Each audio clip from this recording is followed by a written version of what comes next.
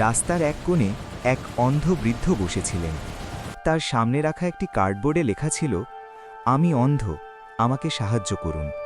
শত শত মানুষ তার পাশ দিয়ে হেঁটে যাচ্ছিল, কিন্তু কারোরই মনে তার প্রতি করুণা জাগছিল না।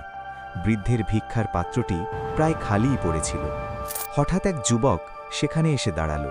সে বৃদ্ধের সেই সাইনবোর্ডটি হাতে নিয়ে উল্টে দিল এবং সেখানে নতুন কিছু লিখে আবার আগের জায়গায় রেখে চলে গেল। আর তাতেই যেন জাদুর মতো কাজ হলো। কিছুক্ষণ পর থেকেই পথচারীরা থেমে থেমে বৃদ্ধকে সাহায্য করতে শুরু করল।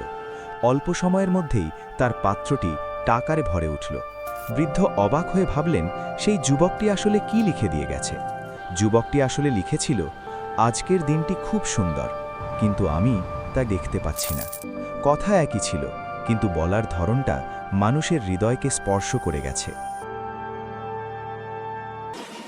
Subscribe to my channel, please. Don't forget to hit that button.